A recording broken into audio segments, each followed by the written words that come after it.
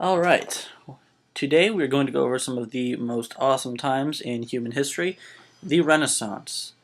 The Renaissance was a time of rebirth, and this is Italian, so you can take that for whatever you want it to mean. But for the most part, the rebirth meant the rebirth of society as a whole, and it starts with this guy here, who's painting. In the Renaissance, art was a big deal. People like this guy, this handsome fellow, I love his eyes, were really big art collectors, and everyone really enjoyed that.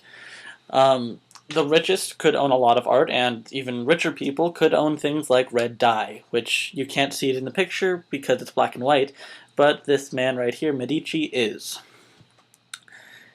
Now, another thing happened called humanism. Humanism focused on human potential and achievements and trying to get humans to the best place that we could possibly be.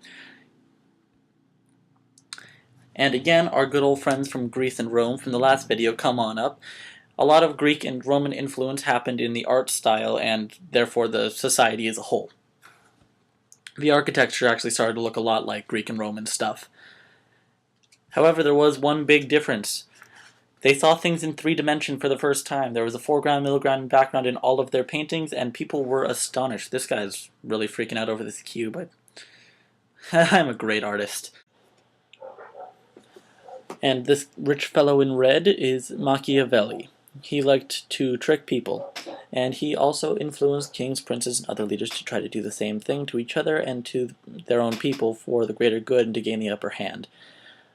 He was a big influence in society, and he believed that all leaders should be shrewd like a fox in order to get what they wanted. Yeah, it's a strange way to put it, but he wanted people to trick each other pretty much. And he actually became an adjective, because if you're Machiavellian, then you're a tricky person. Another big deal at the time, man, I'm a great artist. This guy, he's shaking a spear, so we all know that means Shakespeare. That's just what I picture every time I think of the name. He was doing some awesome plays like Romeo and Juliet and Hamlet and all kinds of other things, and he was having a good old time at the Globe Theatre until that burned down. But he was having a really big impact on society, because then everyone liked his art, everyone liked going to the theater, and it became a part of everyday life, and it sort of stayed with us. It would graduate into being things like going to the movie theater, having TV shows, but he was a big part of literature and culture at the time. Another big part of literature and culture was the newspaper, and they could print news for the first time, and that was a really big deal because then they could get news out to everybody really fast, and they couldn't do that before. How would you like having to go and listen to a guy shout for an hour to get all of your news? And that would just be awful. This guy here, he is not the king. He's just Martin Luther. As we talked about last time, he formed the Protestant Church sort of by proxy. He really didn't like the policies that were behind the Catholic Church at the time, or really any church at the time. In the Catholic Church, you could get cash for God, which, yes, it's a play on cash for gold. So cash for God essentially meant that you could pay the church a whole bunch of money, and then they would say, oh, awesome, you're in heaven now, you can go. And that really wasn't fair to our good old friend Martin Luther over here. And he believed that was a big problem in society, because no one should be able to pay their way into heaven and then be an awful person. That it just doesn't work like that. So he came up with a reformation in his own way. It was the Lutheran Church that was spawned off of him. And so essentially what happened was Lutherans evolved into Protestants. And then came along this guy who shut that all down. This guy is King Henry VIII, and he was a player. He had so many wives, and he killed them all because they wouldn't give him a son. But that's sort of beside the point on this issue.